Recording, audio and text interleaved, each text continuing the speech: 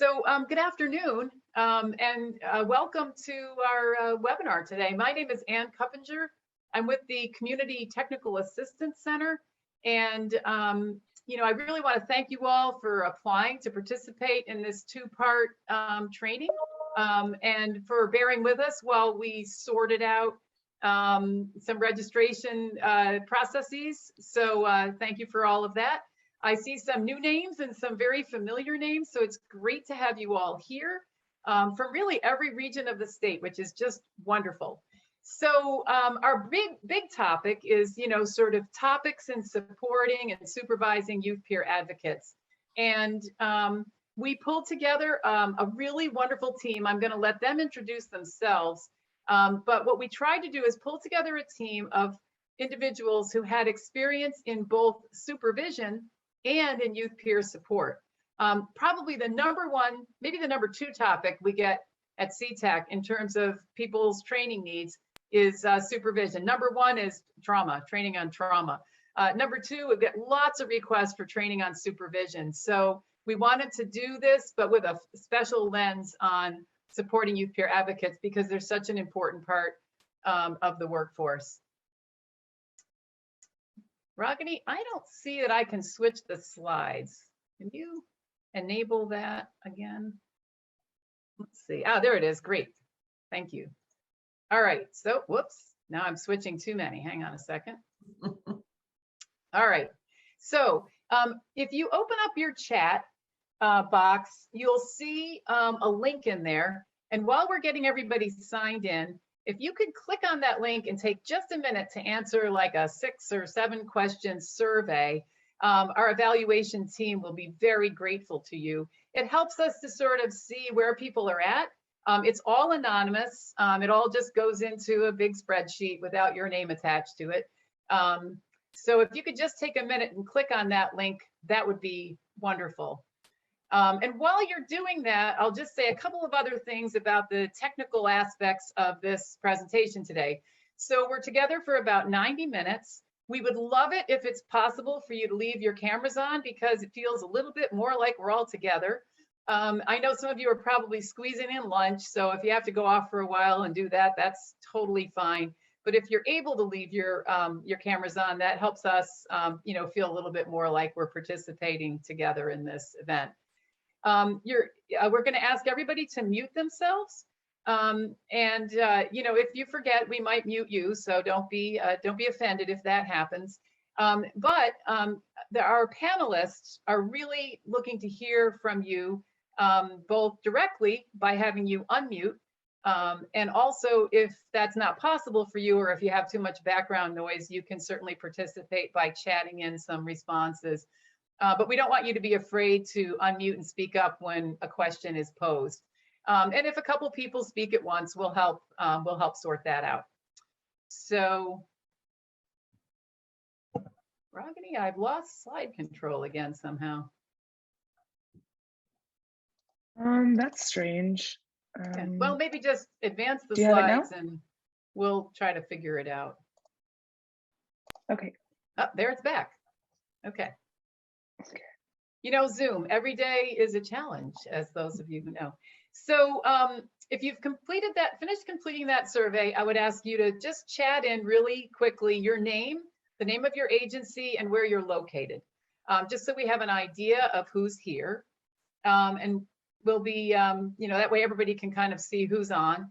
And I just want to tell you also, those of you who registered, when you clicked on that registration link and got the email for today's Zoom, you also registered yourself for the June 22nd training. So we hope you'll join us for both parts.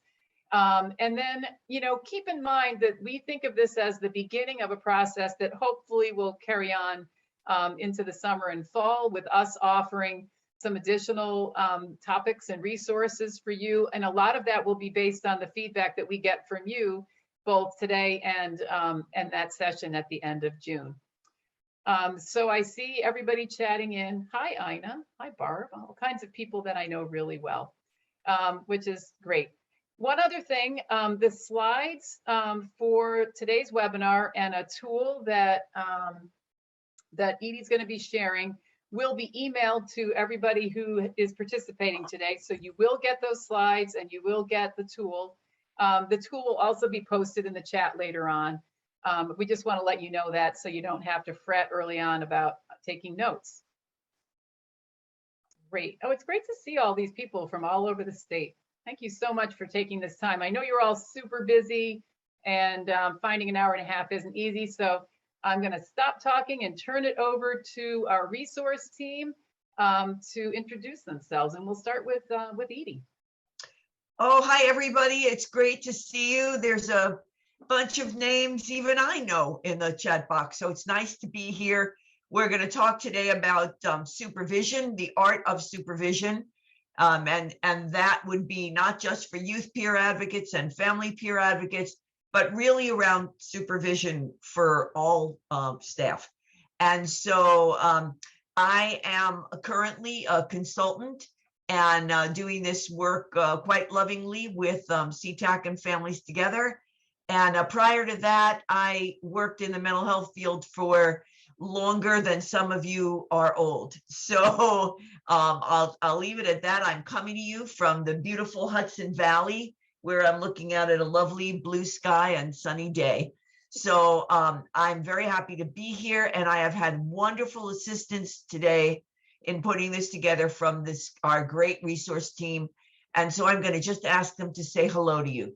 So Tiara. Hi, good afternoon, everyone. My name is Tiara Springer Love. My pronouns are she, her. I am currently the director of Youth Power. And my experience comes with, I was a youth peer advocate in New York City starting back in 2010. And I was able to work my way up in the youth peer support world. And I'm also a licensed social worker. So I feel as though I come to this work with a unique lens. So being a peer with lived experience, both as a person who lives with a mental illness and as a young person who has had to navigate the child welfare system and has had to support youth peer advocates along with interns. And I've done it both in the mental health setting as well as prevention for substance use disorder setting with OASIS. So I'm excited to be here. I think this topic is extremely important, especially for the youth peer workforce. And I can't wait to get to the end for the Q&A to see what you all want to talk about. So I'll pass it on over to Robbie. Thanks, Tiara. Hey, everybody. My name is Robbie Letieri. I am the Youth Peer Services Training and Credentialing Manager here at Families Together in New York State. My pronouns are he and him. I actually came into the peer workforce with the adult certification first as a New York State certified peer specialist and was supervising adult peers. And then I found out about the youth peer movement and the youth peer credential, and I was like, wow, because my primary experience was in the healthcare and mental health system when I was a young adult, starting from age 12 years old and up. And so I have really developed a huge passion for youth advocacy, and it's like my calling, and you all are like my tribe. So I'm really grateful that we're all here together right now. And I can't wait for the panel at the end of this. And I'm also super grateful for Edie and all the work that she put into this presentation. And I'm going to hand it over to Nivea. Good afternoon, everyone. My name is Nivea Jackson. I'm the Youth Peer Advocacy Coordinator at the Department of Health and Hygiene. I am also the Coalition Coordinator for the New York City Youth Peer Advocate Coalition. As Edie and my team mentioned, we are well versed in supervising peers and the workforce of youth peer advocates. I am excited to see everyone here, and I hope you take away so much information. I'm going to pass it back to Edie. Well, thank you. That was great. So you can see we've got lots of folks' heads together to work on this. And just a couple of housekeeping things. We do have 42 people, so it will be a little bit difficult to chit chat in the middle. But if we do not, it's kind of death by webinar. So please feel free to chat in your questions. You'll notice as we move along that after each kind of section, we stop to have a talk, and I'm going to be asking you for input. I will be reading your chat questions while we're presenting, as will our team. And if you have a burning thing you want to talk about, unmute yourself and dive in and say, Edie, and I will listen. So I can't see you all on the screen because there's too many of you. So raising a hand won't help me, but do dive right in if you want to. There will be plenty of time every 10 or 15 minutes to stop and chat. So it won't be a Q&A so far at the end, but we will be stopping all along. So I am going to dive in, and I'm going to hope my slides work. There they do. So these are the hot topics for today.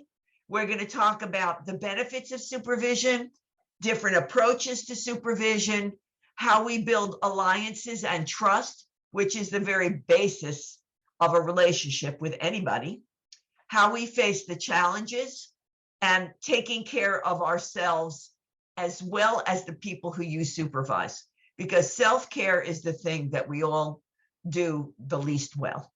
So that's what we're gonna talk about today. We're going to start off with the benefits of supervision. So there are 3 functions of supervision. Now, you're going to have these slides. I'm going to tell you right now, if any of you have seen me present before, I am not a slide reader. So we're not going to get to every little bit of this. You don't need to. It's up on the page, and you'll have it afterwards. The big thing to realize in supervision is there's 3 different components. The administrative part, which really is about making sure that you and your employee manage your performance and do it according to the rules and regulations of the organization you work for. The second one is educative. And with that, we're really talking about making sure that the people that you supervise know what they're doing, get a chance to learn, and really are always state of the art in what their in their interactions with the people who work with us. And the third one is supportive, which is oftentimes forgotten about, and it shouldn't be, because it's really about focusing on job satisfaction. I used to be the CEO of an organization called Putnam Family and Community Services in Carmel, New York. And the thing I was proud, one of the things I was proudest about in this organization was that when we interviewed people, they'd say, "Oh my goodness, I was waiting and waiting for an opening in your organization because I really wanted to work there," because people were happy to work there. So those are the 3 things to remember as we got the same issue. I have the same issue you did, Anne. There they go. All right. So you also have to bear with us. Zoom is being a petulant child today. So so we'll do our best. So what's supervision? It's all of these things. It's all the things I talked about before. It's guidance and support. It's learning. It's problem solving with people. It's and then it's the things like making sure that people do their job right, that they document appropriately, that they have enough productivity, that they're not calling in every Monday or Friday. And then it's really helping people and bringing out their strengths. However, when there are challenges, it's dealing with disciplinary activity in a respectful way. And we hope it never comes to termination, but that's included as well. And respectful is the thing I really want to leave you with. There is never, ever a reason to supervise anyone in a disrespectful fashion, even if they are going to be terminated. These are human beings who are working hard, and even the ones that have to go, there's still something about the way that they have come to your organization that's something to be applauded. So how do you do good supervision as opposed to just supervision? By these things, by really helping the youth peer advocate to explore. You know, in a lot of the, I had not mentioned to you, but my expertise is not particularly with youth. I have worked with youth, but I have mostly in my career worked with adults in serious crisis who are sort of experiencing their most vivid challenges.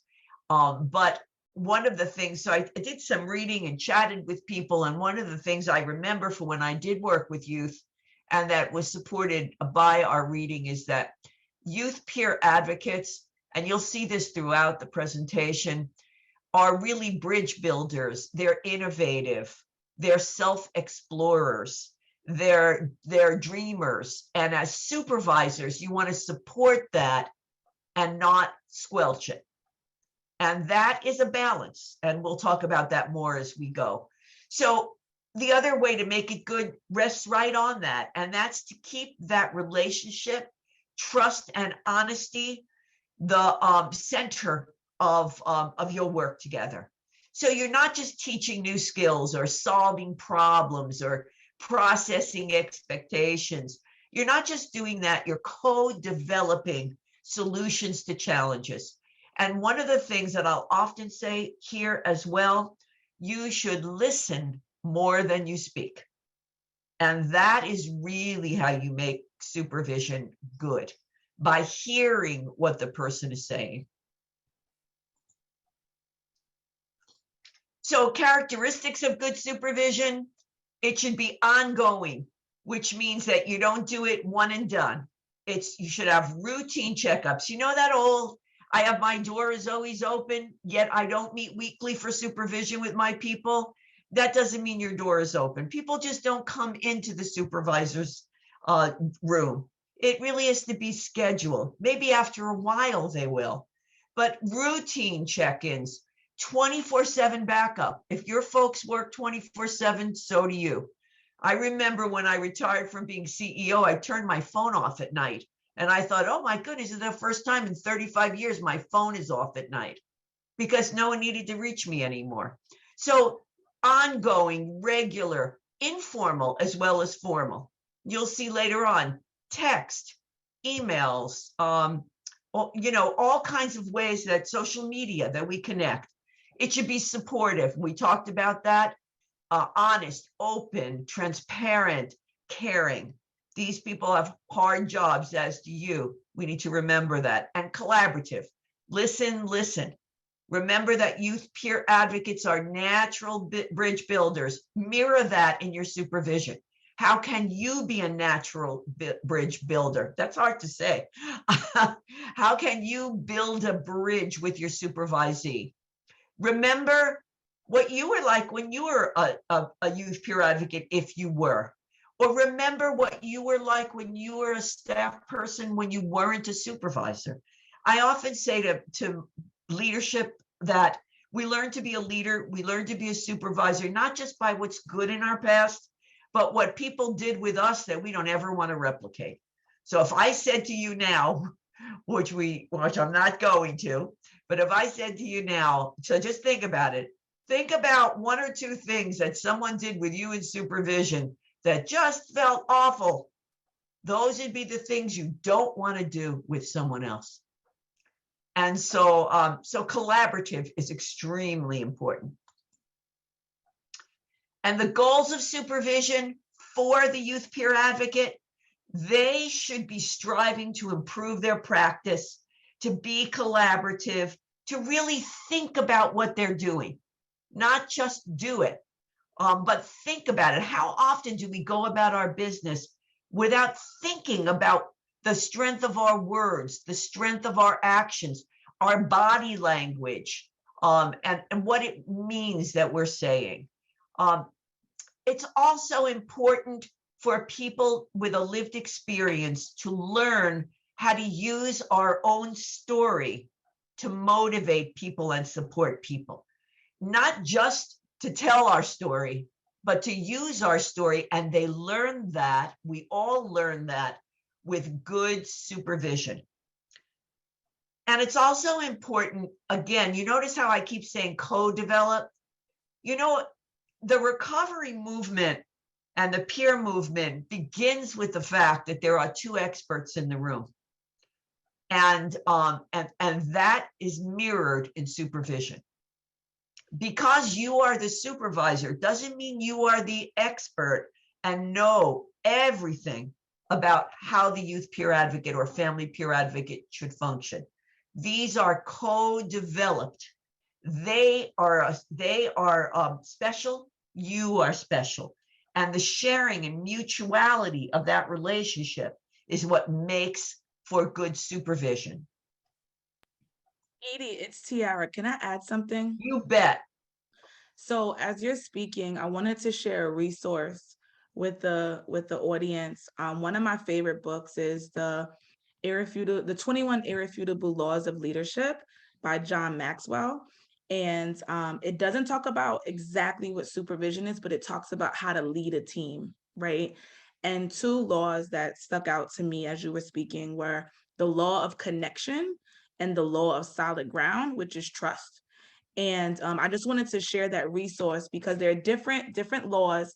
And I want to say, like, the stronger your relationship is with your staff person, the more they will share with you, the more they will feel comfortable to talk about the challenges that they're having.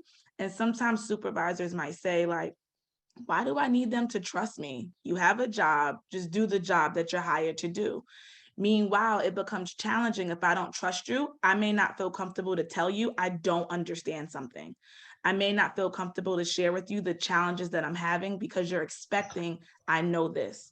So that's a resource that I just wanted to share. There's also a workbook that goes with it for everyone who's interested, but it's just really important to connect with your staff and also build trust and just have a collaborative relationship as opposed to talking down to them or working with them meaning your staff.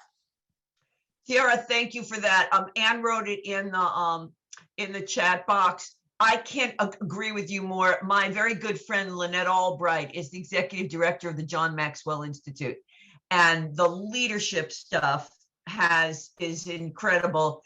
I run a leadership institute out of Niagara, and Lynette always does a session for me. And so I know the book and the workbook. So any of you go on the John Maxwell site, you'll find wonderful leadership stuff there. So I heartily agree. Thanks for that.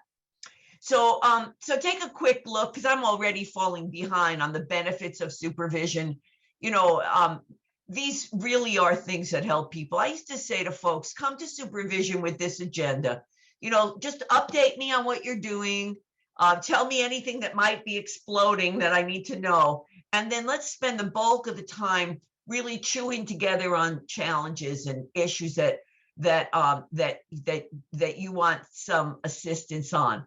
And the benefit of that is better outcomes and better problem solving skills. When you do that, you're going through some critical thinking.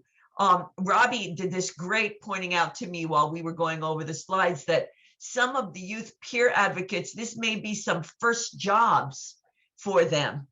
And they don't yet, they're young. They may have just been dealing with a number of challenges in their life. And they're working. They may not have really good problem solving skills and decision making skills. And you can help them to get those to be stronger.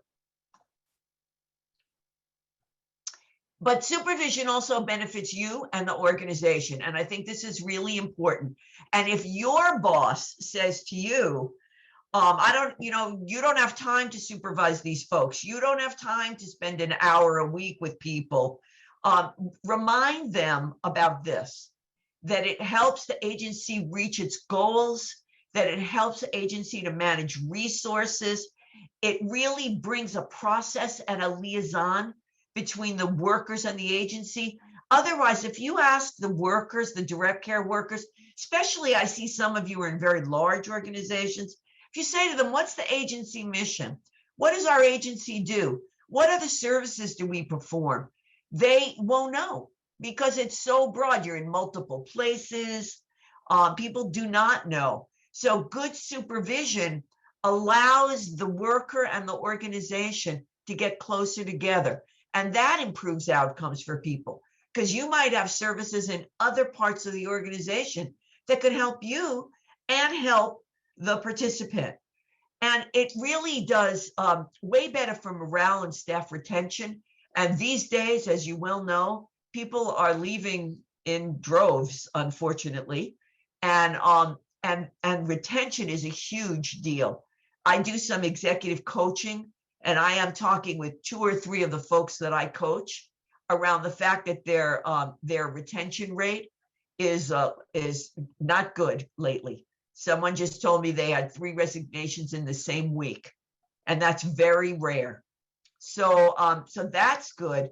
And then, most important thing, when I'm talking today, and most of you don't know me, but if any of you have heard me speak before, all of these administrative things are extremely important, but the brass ring, the thing we hold on to, the thing that is most important, that motivates us, is that green box on the left side at the bottom, which is that people who come to us for any kind of assistance with a challenge should leave us having met the challenge and feel better about things. So the most important thing that we want is better service outcomes. And I don't mean on a sheet of paper. I mean a human being has a better shot at having a better life. And that's what we want to keep on, sort of paramount in our minds as we move forward with any of this. So we're going to take a minute, and really a minute, because I should be at this end of my second part now, and I'm only at the end of my first, to say, can anybody share a benefit of supervision that you experienced yourself, or that you see one of your supervisees experiencing? You'll have to unmute yourself and share, and don't be afraid, because even though we are recording, this is a safe space. Anybody want to jump in and share with me? Go ahead, who's that? I had a great supervision with a new employee as a new supervisor, and we were originally just working together, and then I became her supervisor. And at first it was really hard for her and I to connect, but through supervision we were able to connect with each other, and it really allowed her to open up and to learn who we were as individuals, as a people, so that she actually started to trust me. Oh, I love that, Crystal. That was great. Thank you.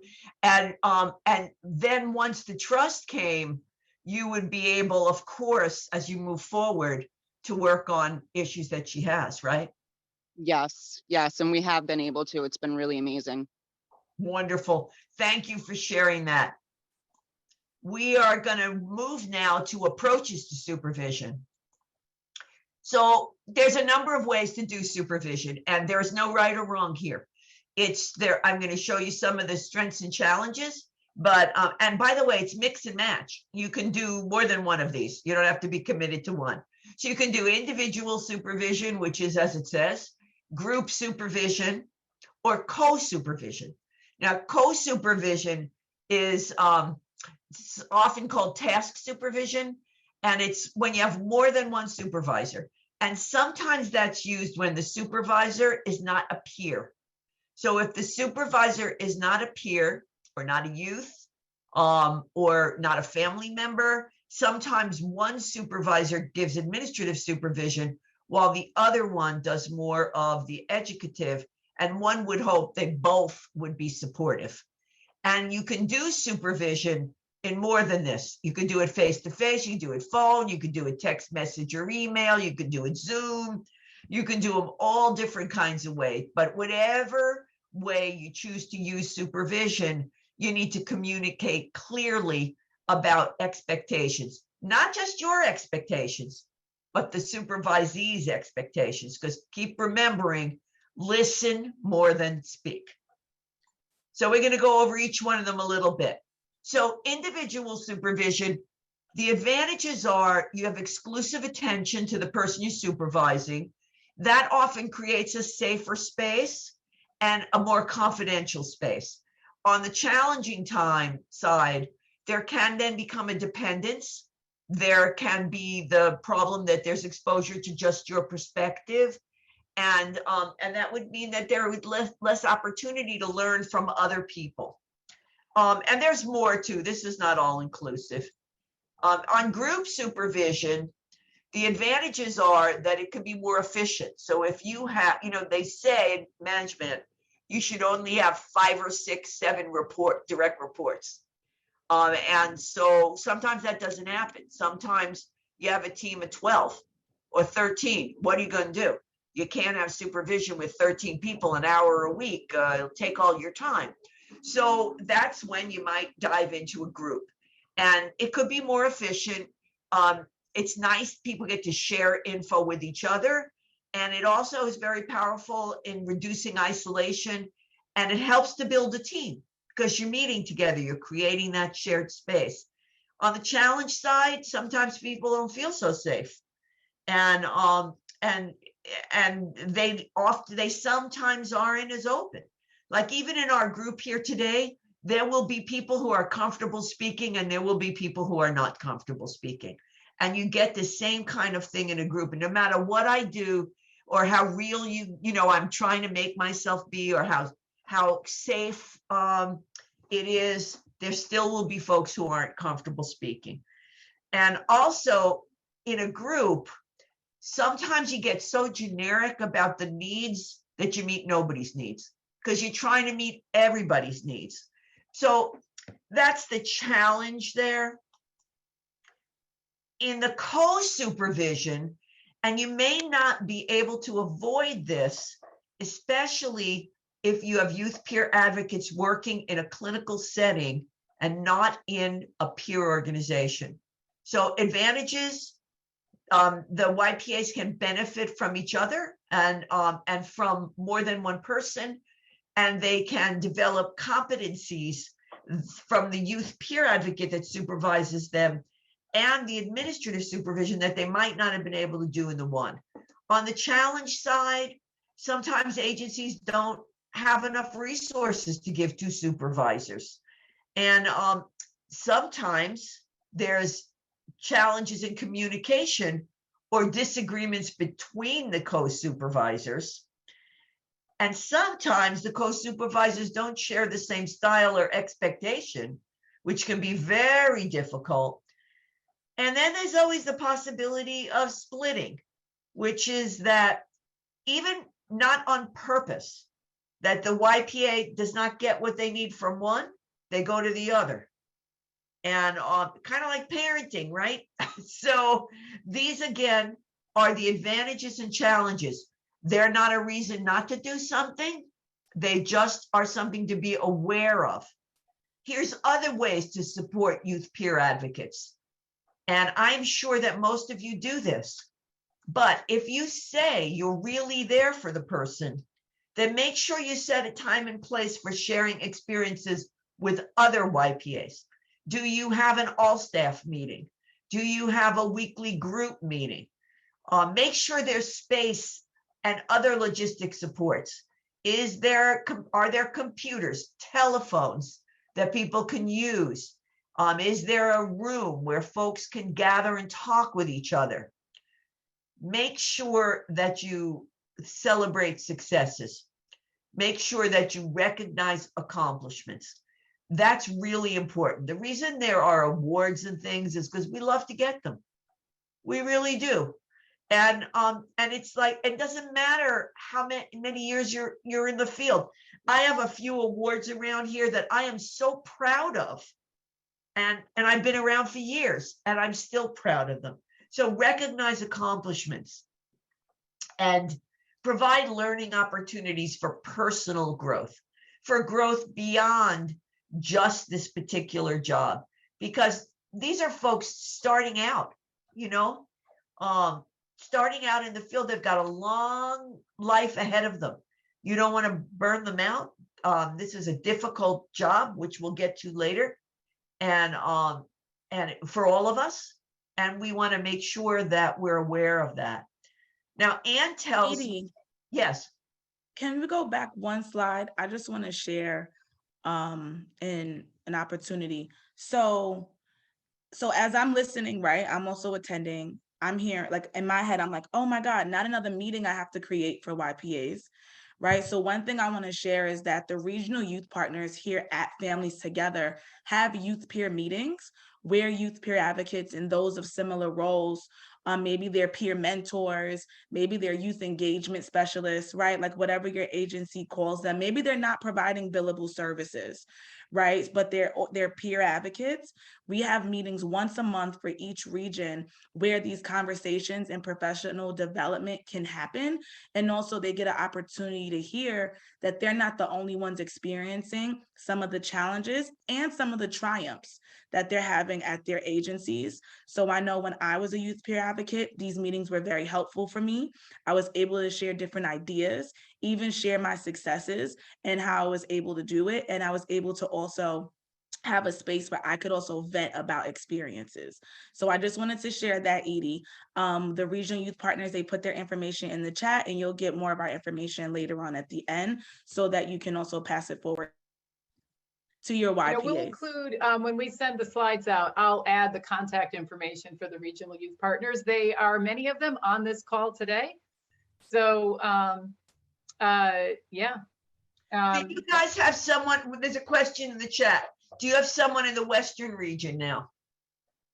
We do not. However, we do have someone who's covering it right now, and that's Perfect. Katie Watman. She is our Central Regional Youth Partner. So that that meeting for the Western region would be welcome. They were welcome to attend the Central meeting for Western. Perfect. And Katie just wrote it in there. So you will get all those names, and Anne wrote, read the chat box, guys. Pull up your chat box. Anne wrote about this, and there are names and people coming up in there. This Sarah is and I were having a mind meld right at that moment. She just said exactly what I typed, only better. Yeah. So that's Yes. perfect. It's really important because it can be kind of like you're the only one doing your job. And so it's really helpful for them to network. And you as a supervisor really need to help make that a priority and give them the time to do that because, it's something that they need your support to be able to do. As well as participating in other events and activities that Youth Power and Families Together do throughout the year. Yeah, remember that part of why we're doing this, these 2 sessions, and then hopefully, I don't know that I'm supposed to say this, hopefully an intensive in the next few months, if we can work that through, is that nobody needs to be in these jobs by themselves. So supervisors need support. Youth peer advocates need support. When I was a CEO, I had a CEO support group where I had 5 or 6 other CEOs that I was able to speak to. And now as a consultant, I work with CEOs. I coach them so that they're not alone. So none of us need to be alone with our jobs. So this is a great resource for folks. And I hope you all take Anne and Tiara up on it, especially for this group, but for everybody. So these days, the world is discovering peer support, and thank goodness for that. However, there are challenges for non-peer youth peer advocates, people who didn't come up through that job title to then supervise folks. And again, nothing is impossible. The gold standard is to have a peer supervise another peer. But if you don't, be aware of the challenges, which is that, and see that, and make sure you overcome them. Make sure as a supervisor that you really understand what peer practice is, what youth peer advocates actually do. They don't just go out and hoochie-coo with people. They have a body of knowledge that they learn and do. They have a code of ethics we're going to talk about. There's certifications for peers. There's a body of knowledge. There's webinars, resources, books. Understand them as a supervisor. It's possible, if you are not used to it, that your approach may be more clinical than one based on mutuality. You've got to check that a little bit. I'm a clinical social worker. I get that. I was not trained in this. Like Tiara said, those of us who are clinical people have an interesting perspective if we're clinical and recovery people, because we see them both. Non-peer supervisors may not understand the practice, as I said when we started. Organizations that you work for may not be aligned with recovery-oriented values, practices, and culture. Everyone says they believe in recovery. It's like mom and apple pie, but in your practice, it may not show up. And it's just to be aware of. And when that happens, integrating the youth peer advocates and their value system within your treatment team becomes challenging. So, how can you incorporate recovery values in supervision becomes a huge deal here. So give that some thought. We could do an entire webinar on that. So I'm not gonna ask for your opinions now, but type them in the chat box if you think of them. How can you incorporate recovery values in supervision? And we are going to go over that a little bit more if I get to it further in the presentation.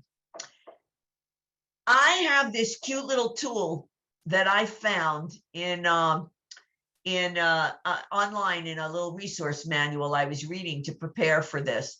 And this tool, there it is, right, like magic in the chat box. You could click on that and download it. And it's an interesting thing to go into each supervision with. Now, when we were chatting with our team, we talked about actually having the supervisee and the supervisor sign off each time there's a supervision. And that's an interesting thing to do as well. I actually never did that, but I do think it's actually a great idea. I thought it was a great idea when it was suggested. But here are some ways. Remember, I told you what I always ask, keep me up to speed on what you're doing. Tell me if anything's going to explode or be on the front page of the newspaper. And, tell me your great accomplishments. And then tell me what you'd like to work on. What are the things that you'd like to work on? I have to tell you that I absolutely hate these words. Don't come to me in supervision with a problem if you don't have a solution. Why would I come to supervision if I already have a solution? I come to supervision for assistance with the things I can't figure out. So, I know that that's a big thing for folks, but think about it and be careful before you say it, because what it does is it closes off conversation and it shows your supervisee that they can make a mistake or not know something.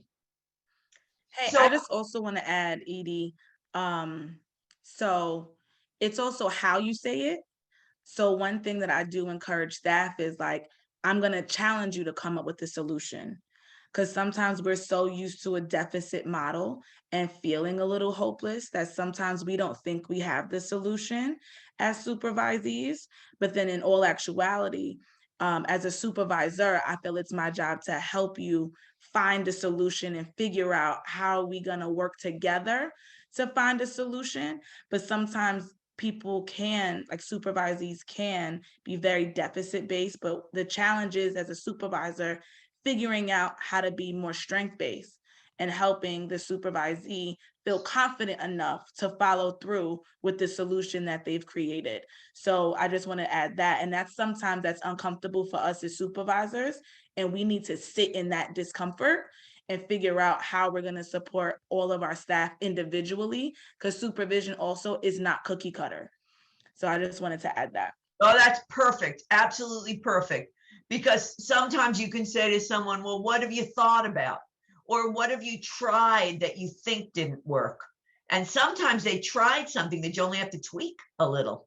And they, as you said, they didn't sit with it long enough. And they just threw their hands up in defeat. So I think that's very, very important. Thank you, Tiara. So anyway, it's an interesting tool. Sorry, Edie, just to add to you and Tiara wonderful points, I was going to say that also goes back to the mindset that each individual go into supervision with. So if you're going into supervision with a power dynamic mindset versus a partnership mindset, it won't really work. But when you really think about the partnership between the two, what strengths do you have as a supervisor that you can meet that youth peer advocate halfway? And what strengths do the YPA have that they can meet the supervisor halfway to really come up with this outcome that everybody wants? It's okay for everyone to utilize their strengths within supervision to get a job done, but also it's important to follow up with trainings to help that YPA with any areas that they may not feel confident in. So I just wanted to add. Perfect, Nivea. Thank you. Okay, so if this is useful to you, go ahead and use it. If not, toss it out. But it's kind of, or use it as a basis, and then expand it and see how you can use it. So let's take a second again for just a little bit of what are your experiences with different formats of supervision. Has anyone tried group supervision or co-supervision and had a good or a bad experience with it, or a neutral experience? Or what do you think about those formats of supervision? Does anyone have like 20 people reporting to them? What do you think about yourself and weigh in, folks? Yeah, just tell me who you are so I can find you. Hello, I'm Barb Finkelstein, Family Resource Network. Hi, Barb. Hi. So I don't supervise 20, but I have supervised 10-ish, currently slightly less than that. I'll share that I have a monthly team meeting in addition to individual supervision with all staff. And this is, you know, a strength-based methodology for group supervision, you know, calling it a team meeting. We're a very strong team. We work very hard to make sure that everybody has a voice and is able to contribute. We use that time for many different things. I invite staff to always send me anything they'd like to put on the agenda for that group team meeting that they may want to address, that they may have concerns about, any procedures or any particular family or youth that they are working with. We often do a case review where maybe a challenging situation that they're having with one of their clients or families, we can problem solve as a group. So I find that to be very empowering for them, very supportive. That's a very safe space for them. We do have other programs at our organization, though we are quite small, but this is just a very specific group supervision team meeting for myself and the staff that I supervise. And I feel that it works well. That's great. Wonderful. Thank you. Anybody else? One more? There's some in the chat box. Crystal, thank you. Anyone else want to either write it in the chat box? We have monthly group supervision with FPAs and YPAs in addition to individual supervision. We typically use the time for DEI and case review. Anybody else? One more before we move on?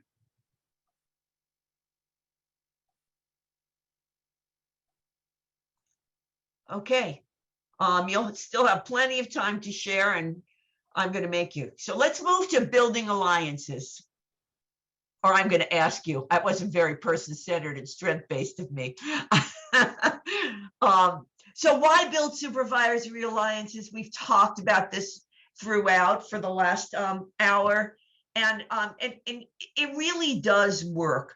And write in the chat box things about alliances that you've made. Let's keep the chat box moving. I actually am watching it, and so is the rest of my team here. So it increases the likelihood that your youth peer advocate will actually share with you. Remember when Crystal talked in the beginning about that honesty and transparency when she shared with the first question, and I said, does that mean that folks now are sharing things? People will share more struggles if they feel there's an alliance. They'll also share thoughts and about the suggestions you made.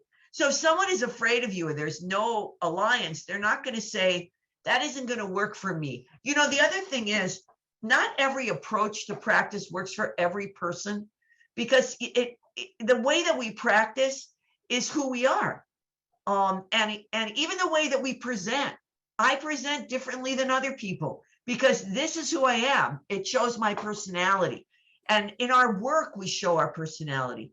So it's more likely that the youth peer advocate would say, you know, that might work for you, but it's not going to work for me. Can we figure out one that will work for me? And it provides an opportunity for modeling relationship building skills. When you're building an alliance, it models how the youth peer advocate will build an alliance with the participant. So those are really important aspects. You know, do as I do, not as I say. It really, you discover in a leadership position of any kind that that folks really follow your actions much more than your words. So how do we do it? We know it's a good idea. How do we build a strong alliance? By the ways we talked about, by being honest, by being transparent. Don't say something you don't mean. It doesn't work. And I have to tell you that even if you don't like the person, because you can't like everybody, you could still find something about them and the work they do that's positive. And that's what you want to reach for. Share that you like it. Share that you love coaching, mentoring, building skills. You know, when I was a CEO, I loved supervising people. I love mentoring. I love supervising. And when I became a consultant after I semi-retired, I chose to be an executive coach. I want to tell you that if somebody wants me to write a grant or fill out one of those OMH PAR applications, I can do all those too, but I won't because I don't like them. So I love supervising, mentoring. Most of my practice is coaching or doing these kinds of intensives on supervision or mentoring or helping people to be strength-based or recovery-oriented. So share that desire with people and help them become a better person beyond their current role. Listen, listen, listen more than you speak. Celebrate successes, even small ones. Be accessible. Be there for the person. Don't say you have an open door and then have the door closed all the time.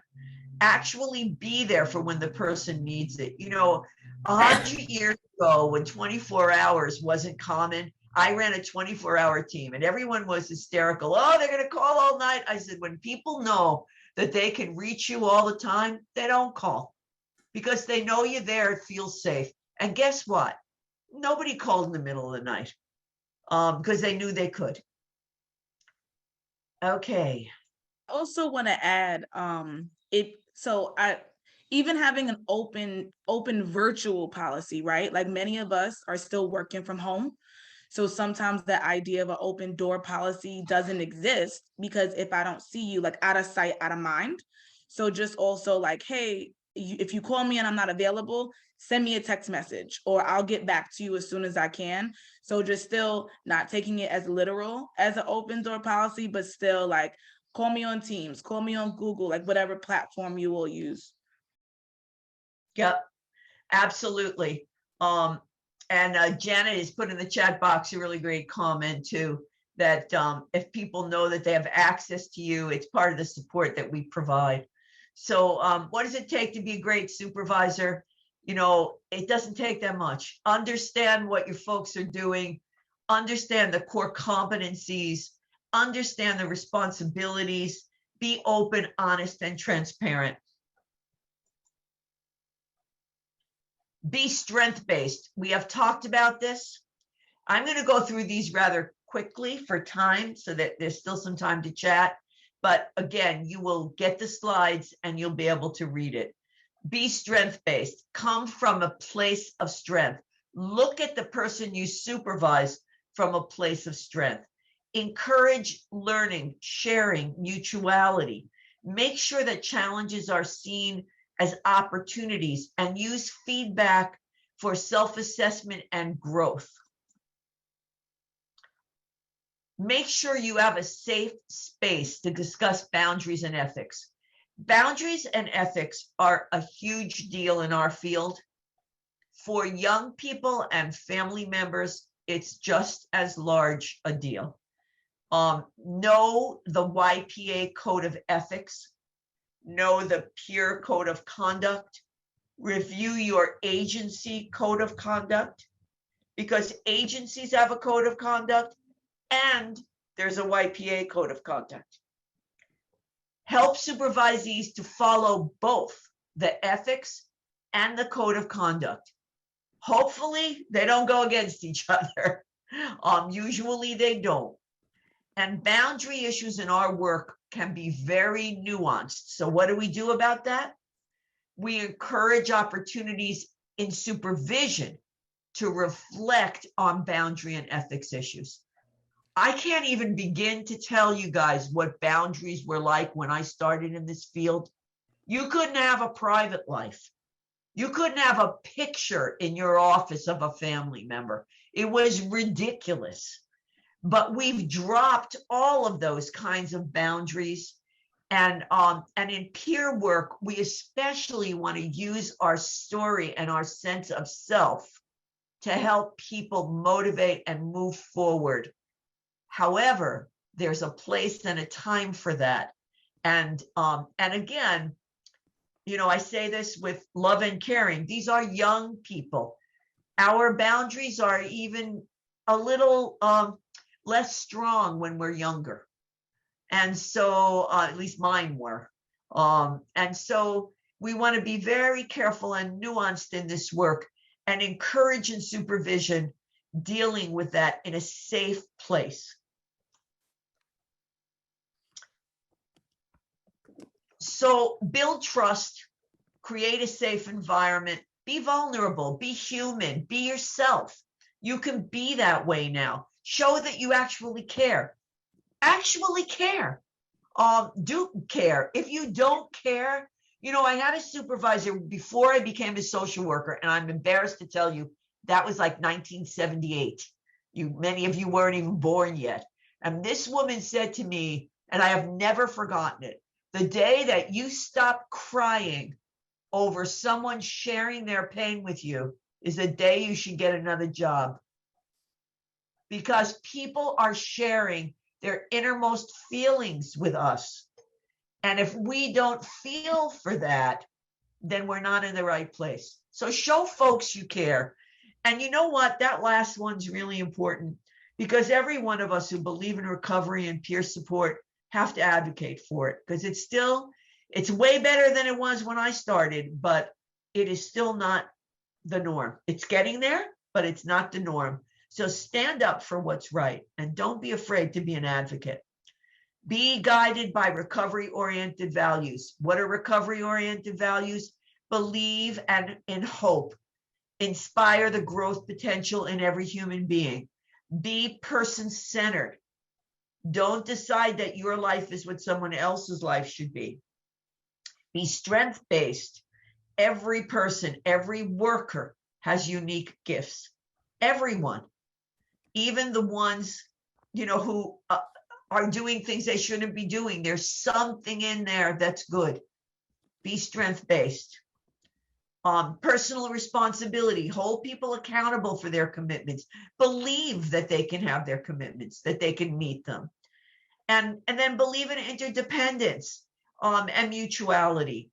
Supervisors model these values in their work, and your organizations should operationalize these values in policies, procedures, and practice. Think about that for a minute. Again, I'm not going to out you, but I want you to think, does your organization operationalize the values of recovery in their policies, procedures, and practices?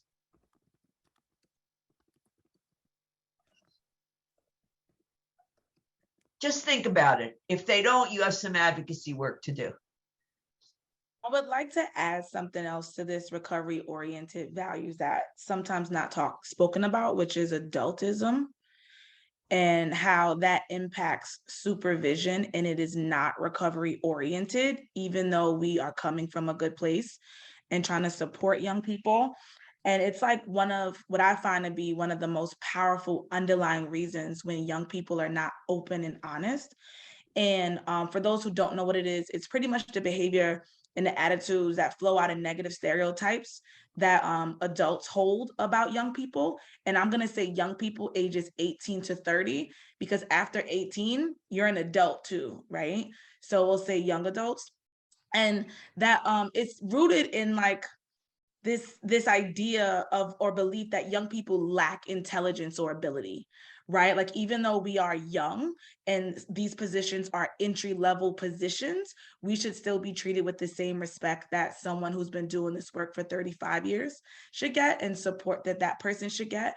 And also, this belief is strongly supported by societal norms. So I get it. You turn on the TV and you're like, this is why I think this about this particular youth peer advocate, but it leaves a young person feeling like they're not valued.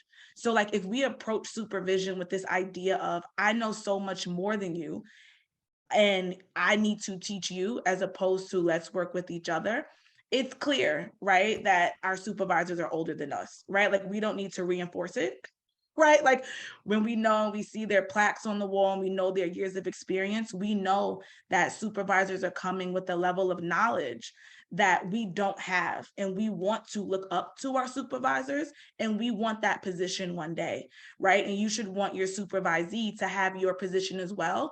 If retirement isn't the next option, then a promotion should be. And you would want someone who you've already trained and worked with to take your position.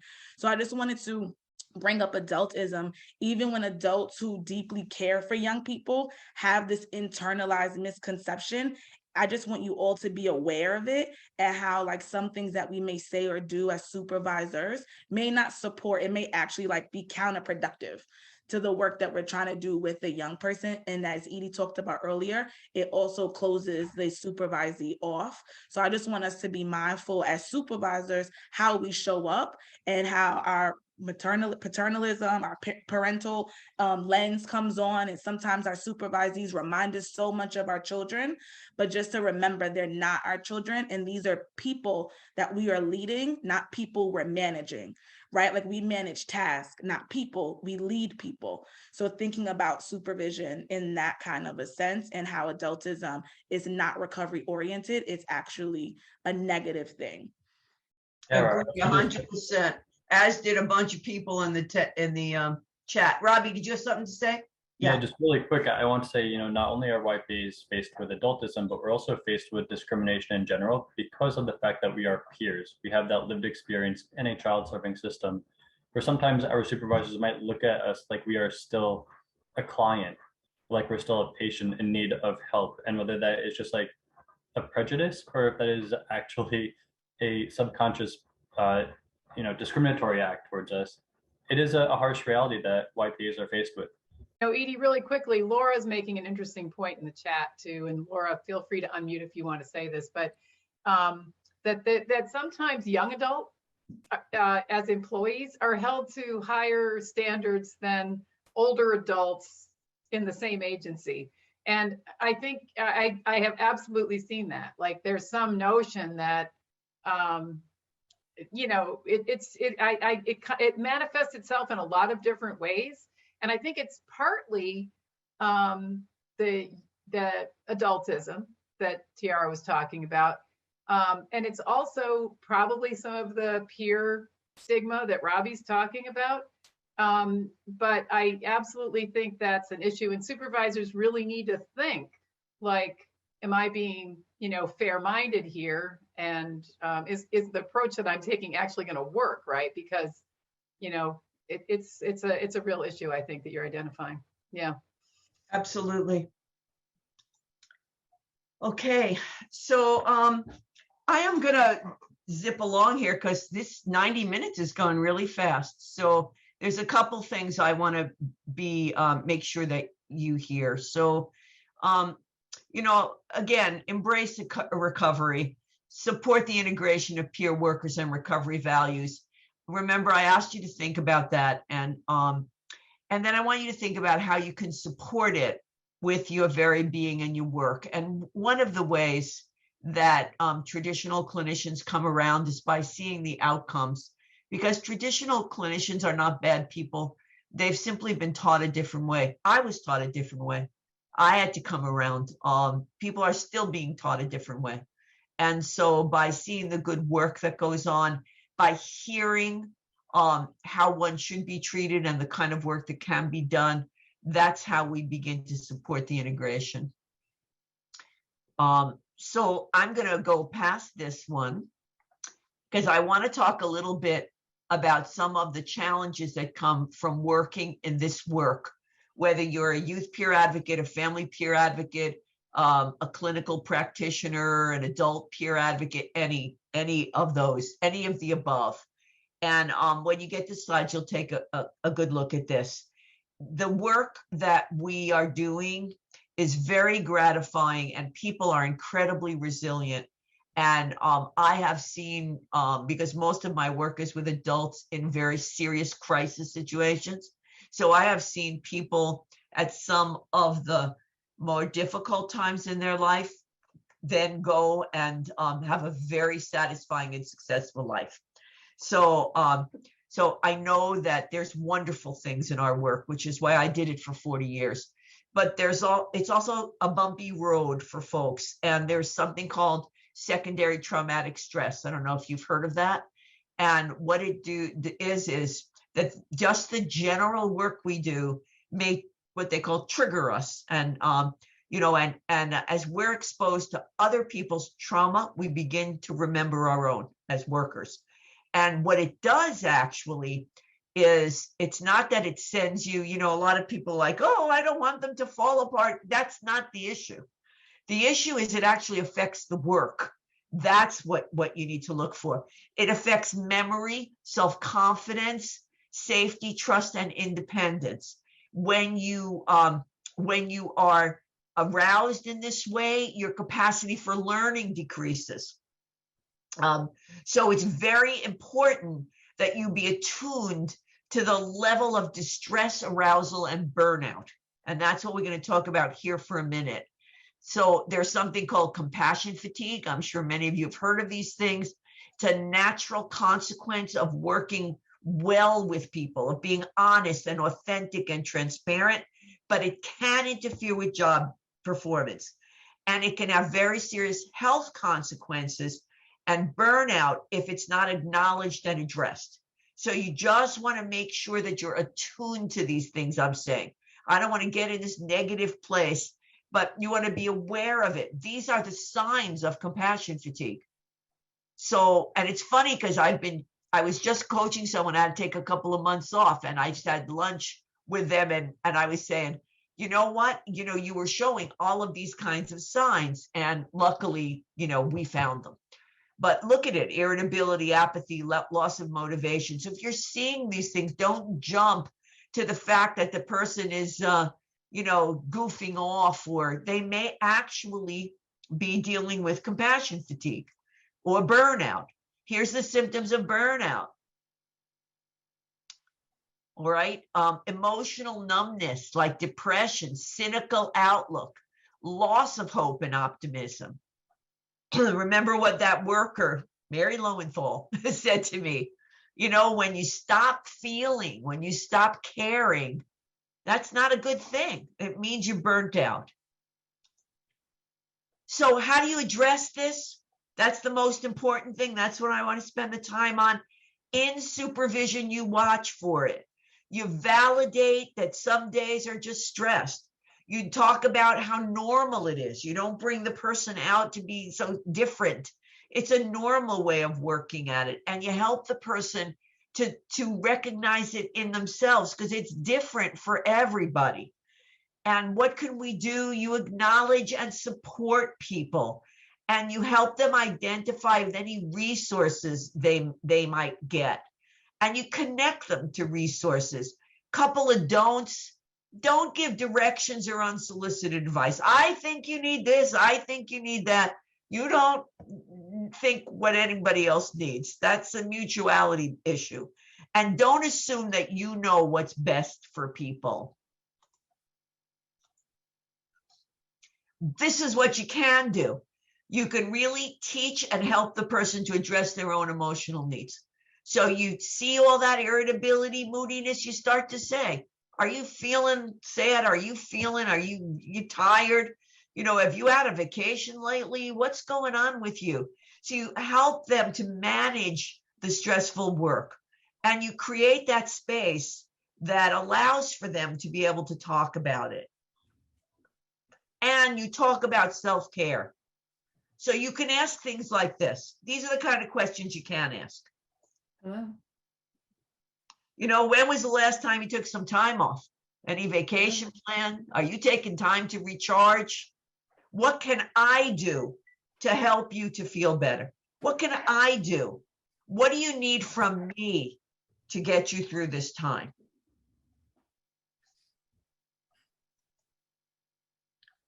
All right, and most important, how many of us take care of ourselves? Put your hand up if you're really good at self-care. Oh, Tiara, I want a special lesson with you. Oh, my hand, you notice, is not up. There are two things in all the work I've done with myself over the years that I'm not good at: self-care and being in the moment. Those two things I'm still working on, and I'm going to work on them for the rest of my years, but I'm never going to give up. So here's a lot of folks talking about self-care. Encourage the people you supervise to do one thing they enjoy every day.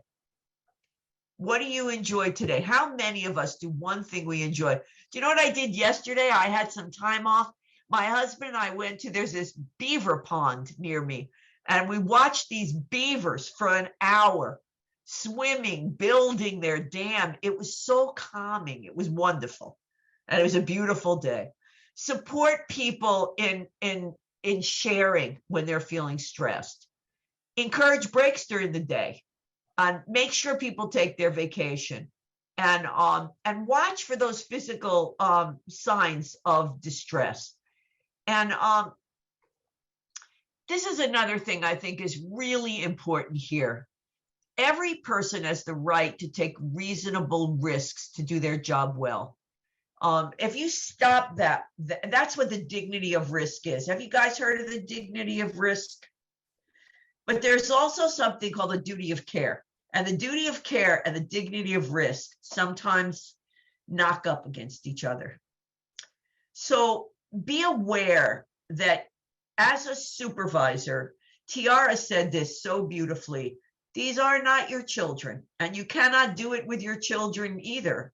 And even if it's not young adults, by the way, I've seen people do this with older supervisees as well, this protection piece. Give people the dignity of risk. For some YPAs, one of my team pointed out, this could be their first job experience, and they may be just getting their work and their emotional footing. And give them the dignity to practice that. Give them the dignity to make mistakes. I remember I once supervised someone who's now a COO, and I said to him, go ahead and try it. I've got your back. Do not worry. I'm not going to let you make a fool of yourself or go over the edge of the cliff. I'm right there with you. But go ahead and try. And you stifle creativity when you stifle the dignity of risk. And that is, extremely important. And Edie, that's also a part of building connection. And here, Laura, right? I agree. Yes, Tiara, absolutely. Laura says taking risks can be scary without the proper supports.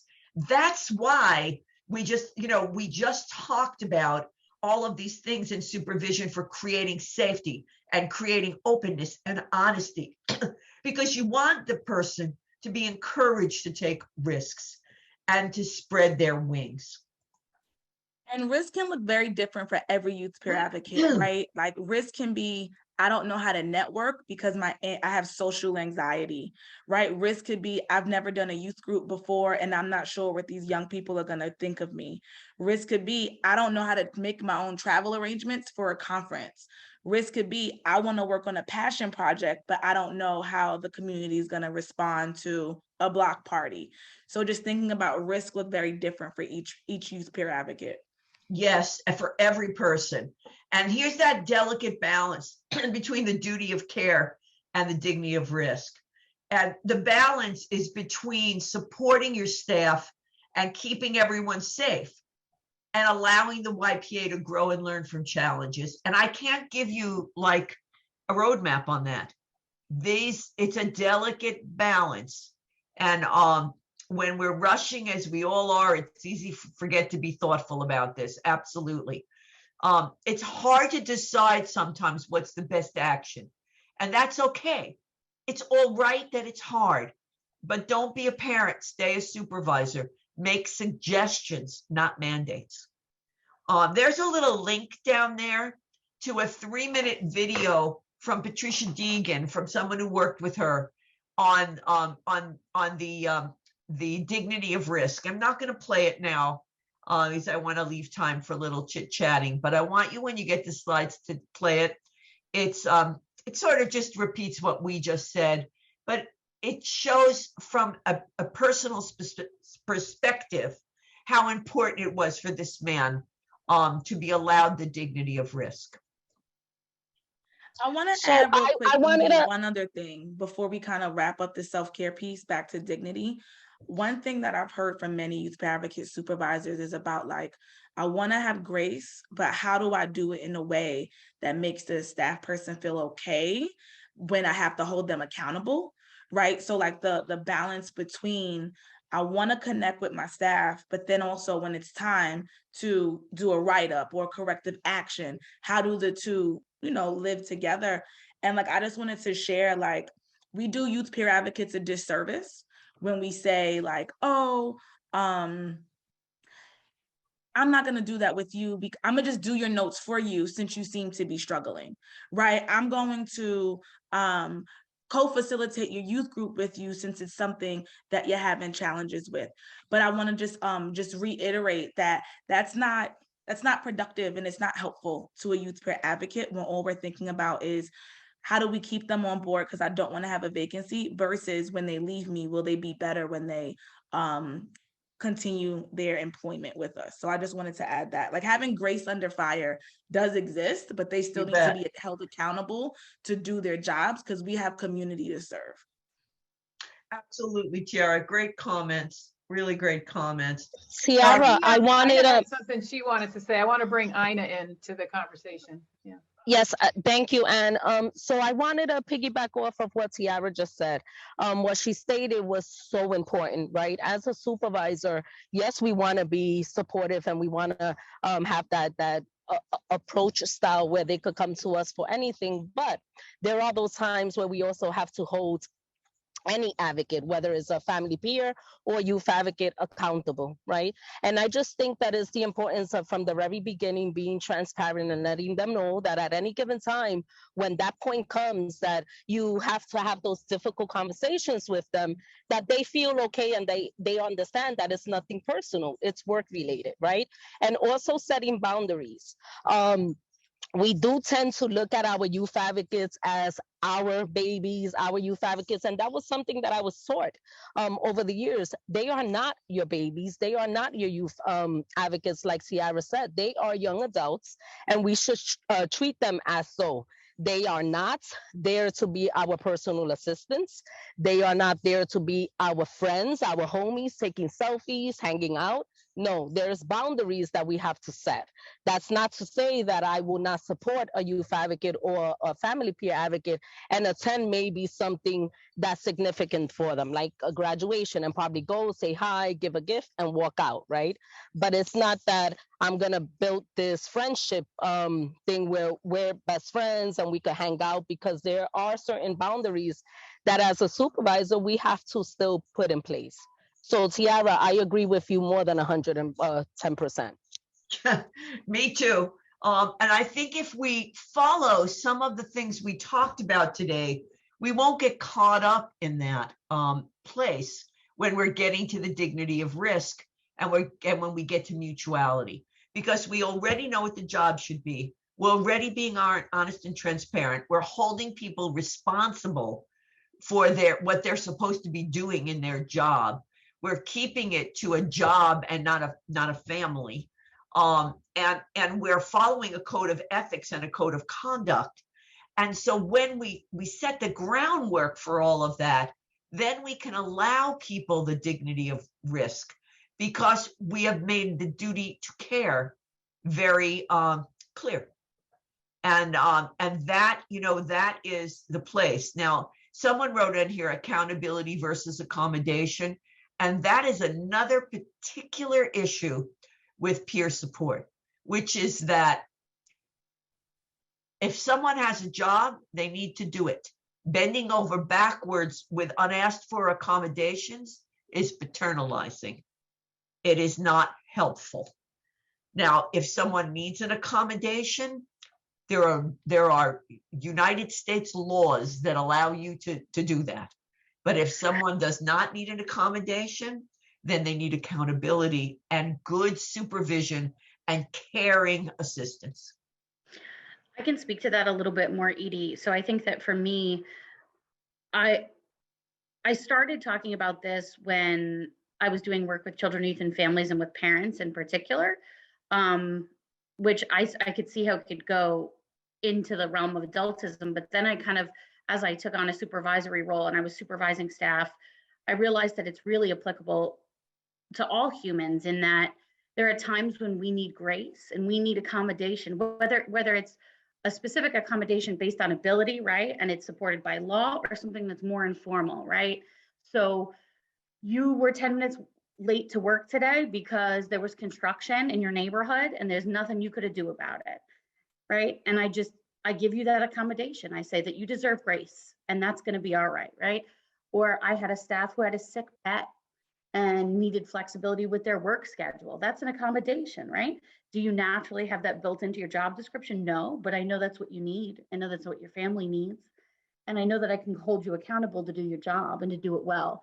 So I've always described it to my staff. It's kind of like walking on a tightrope. And when the wind blows, you've got one of those bars, right? And you got to handle your balance. And depending on how the wind blows, I'll blow with it and I'll allow that flexibility, and we can do that together and we can talk about it. And some days I might have to be a little bit more conservative and go towards accountability. And then other days we can accommodate and we can say we're all human, and that's totally okay. That's great. That's great. You know what? I can't believe we're up to our 90 minutes. So I'm going to just wrap up and give the last couple of minutes back to Anne, who wants to say a few words at the end. But I want you to just take a look at these reflections for yourself when the slides come your way, and make sure that that you're taking care of the people that you supervise, and just as important, that you're taking care of yourself. And here are some quick tips for you, which we really have covered. They're really just a summary. I think that that Jacqueline really, I don't know if you're Jackie or Jacqueline, but that she covered in the accommodation versus accountability. And I think that's so important. And some of the other things we talked about, really be open, be honest, listen, think, hear what the person is struggling with and being challenged by, and address it. Those are the ways that you do good work. And then think about this. And this is what I want to leave you this. How will you ensure that supervision is kept sacred? What barriers do you foresee in this? And how will you ensure that you get the supervision you need to be a great supervisor? Like the question that Megan asked. How are you going to make sure you get supported so you can support others? And what barriers do you foresee in this? So with that, I'm just going to say thank you so much for listening. I want to just say that the next session that you signed up for, we are going to do what's called a SOAR analysis, because I want to hear from you in the manner to which I've been presenting today, along with my colleagues, that I want to hear from you. I want to listen more than speak next time. We're going to break into groups. We're going to look at the strengths, opportunities, aspirations, and results that you all want as supervisors with your team, so that we can design something specifically for you. It's a training, as a way of training forward in the next couple of months. So with that, thank you so much. You're a great audience. Thanks to everybody for talking and being a part of it in the chat room. You guys are wonderful. I'm really looking forward to our next one. Don't go away. Thank you, yet. Edie. Edie, you're getting a lot of love in the chat. So Thank you. we really hope you'll come back at the end of June. You've got the registration, and if you don't, we'll talk to us at CTAC and we'll get that to you. That SOAR analysis is going to help you in your planning and your thinking about your own supervision practice. It will also help us identify more specific topics that you want additional training on going forward. I want to give the floor for just a minute to Robbie, who's I just want Robbie, so some of you don't know about the YPA training and credentialing process, and I just want to give Robbie 1 minute to describe that. And while you're listening with one ear, you can click on that link that Ragini just put in the chat and just open that up so that when this webinar is over, you can finish our survey. But Robbie, go ahead. Thanks, Anne. All right, so for anyone who is interested in getting their staff, or if you are a YPA who wants to get credentialed, or you would qualify for the credential, so you have to have your lived experience, and then there are two different credentials. So there's the provisional and there is a professional. So for the provisional, all you need to do is complete level 1 online, and then you can apply for that provisional credential, which we will get to you within probably 2 to 4 weeks. After that, once you are provisionally credentialed, you can work and bill Medicaid for your services through CFTSS, and then you can take part in the level 2 trainings, both online and our virtual, or what used to be in person, now is over Zoom training, followed by 5 consultation calls. And then you can apply for your professional credential, and then you will have that, which is valid for 2 years, whereas the provisional is valid for 18 months. And I went through that super fast. So if anyone has any questions, please just reach out to me. The 6 steps is on this PowerPoint, which will be sent out, and you can also download that right there. But again, always feel free to reach out at any time, and I would be more than happy to either do an overview at your agency or just send you whatever resources that you may need. Robbie, thank you. And I just wanted people to have that little brief promo in case they've got questions about who to reach out to. You're going to get these slides. You all as supervisors have access to the same online training that the youth peer advocates do. We'll talk more about that next time. This is the contact information for our wonderful resource team, and thanks to all of you for your wisdom. And next time we're going to hear even more from some of the members of our resource team.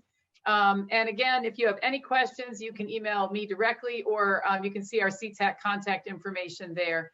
And with that, I just want to thank everyone, and I hope you all have a lovely afternoon. Thank you, and take care.